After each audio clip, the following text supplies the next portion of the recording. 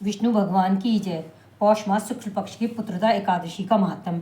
युधिष्ठिर बोले, श्री कृष्ण, आपने शुभ कारणे सफला एकादशी का वर्णन किया। अब कृपा करके शुक्ल पक्ष की एकादशी का महत्व बताइए। उसका क्या नाम है, कौन सी विधि है तथा उसमें किस देवता का पूजन किया जाता है। भगवान श्री कृष्ण ने कहा, राजन, इसका नाम पुत्रदा है। यह सब पापों को हरने वाली उत्तम तिथि है। समस्त कामनाओं तथा सिद्धियों के दाता भगवान नारायण इस तिथि के अधि देवता हैं। चराचर प्राणियों सहित समस्त त्रिलोकी में इससे बढ़कर दूसरी कोई तिथि नहीं है। पूर्व काल की बात है। भद्रावती पुरी में राजा सुकेतुमान राज्य करते थे। उनकी पत्नी का नाम चंपा था। राजा को बहुत समय तक कोई वंशधर पुत्र प्राप्त नहीं हुआ, इसलिए दोनों पति पत्नी सदा चिंता और शोक में डूबे रहते थे। एक दिन राजा घोड़े पर सवार होकर गहन वन में चले गए। पुरोहित आदि किसी को भी इस बात का पता न था। मृग और पक्षियों से सेवित उस सघन वन में राजा भ्रमण करने लगे। मार्ग में कहीं सियार की बोली सुनाई पड़ती तो कहीं उल्लुओं की। जहां तहां पक्षी और मृग दृष्टिगोचर हो रहे थे। इस प्रकार घूम घूम कर राजा वन की शोभा देख रहे थे। इतने में दोपहर हो गई। राजा को भूख और प्यास सताने लगी। वे जल की खोज में इधर उधर दौड़ने लगे। किसी पुण्य के प्रभाव से उन्हें एक उत्तम सरोवर दिखाई दिया, जिसके समीप मुनियों ने बहुत से आश्रम बना रखे थे। राजा ने उन आश्रमों की ओर देखा। सरोवर के तट पर बहुत से मुनि वेद पाठ कर रहे थे।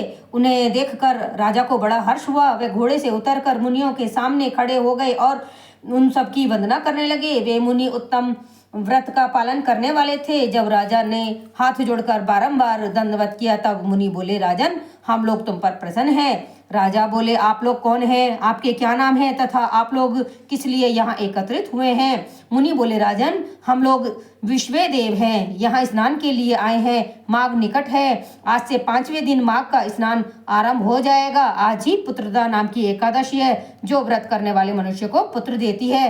राजा ने कहा, विश्व देवगण, यदि आप लोग प्रसन्न हैं तो मुझे पुत्र दीजिए।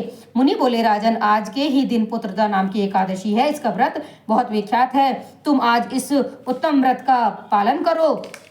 महाराज, भगवान केशव के प्रसाद से तुम्हें अवश्य ही पुत्र प्राप्त होगा।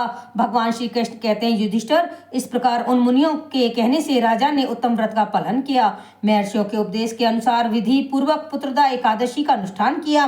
फिर द्वादशी को पारायण करके मुनियों के चरणों में बारंबार मस्तक झुकाकर राजा अपने घर आए।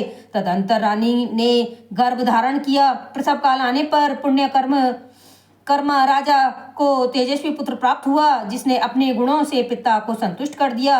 वह प्रजाओं का पालक हुआ। इसलिए राजन, पुत्रदा का उत्तम व्रत अवश्य करना चाहिए। मैंने लोगों की हित के लिए तुम्हारे सामने इसका वर्णन किया है। जो मनुष्य एकाग्रचित होकर पुत्रदा का व्रत करते हैं, वे इस लोक में पुत्र पाकर मृत्यु के पश्चात स्वर्गगामी होते हैं।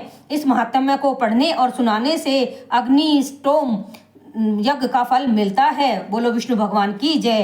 पुत्रदा एकादशी महात्म संपूर्ण। धन्यवाद।